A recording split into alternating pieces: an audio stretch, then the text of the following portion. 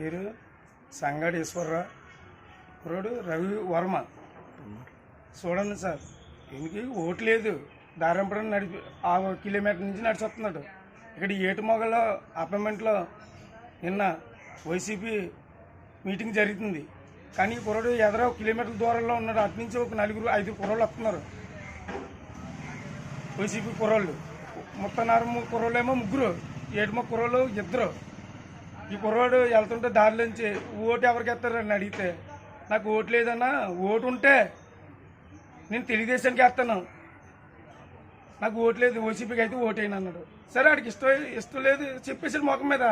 దీన్ని ఆ మాత్రం దాన్ని ఒక మనిషిని అక్కడి నుంచి కుక్కను కొట్టినట్టు కొట్టి ఒక మనిషిని కొట్టినట్టు ఇలా కొడతారా? మన జాతిలో మన మత్స్యకారులు అయి ఉండే, మన తోడబుట్టినోడు అయ్యిండే, మన ఇంటి పేరుడు కాకుండా మన కులపోడు మనవుడినే ఇలాగెంత దారుణంగా కొడతారా? తెలుగుదేశానికి వేస్తాం కానీ వైసీపీకి వేస్తా అయినా అన్నాడు. ఓటు లేదు, సరే ఓటు ఉండవు తెలుగుదేశానికి వేస్తాను అన్నాడు. ఆ పద్ధతికి ఇలా కొడేస్తారా మనిషిని? రేపు పొద్దున్న ఇదే వైసీపీ కానీ వస్తా మొత్తం ఏడుమో మత్స్యకారులు ఎవరిని బతకనవరు.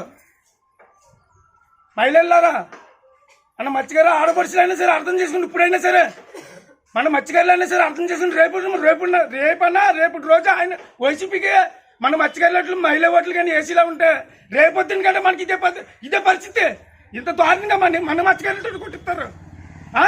ఎవరిచ్చాడు కట్టారు? ఇంత ఇదిగా కొట్టమని మనిషిని ఇంత దౌర్జన్యం చేస్తారా? ఇప్పుడు ఇక్కడితో అయిపోలేదా? ఈ మనిషి హాస్పిటల్ తీసుకెళ్ళాలా, అక్కడ ఎఫ్ఐఆర్ కాంతిగడ్డ రాలేదంట. ఎంత దారుణం చేస్తున్నారు చూడు, ఎంత నెట్వర్క్ నడిపిస్తున్నారు చూడు.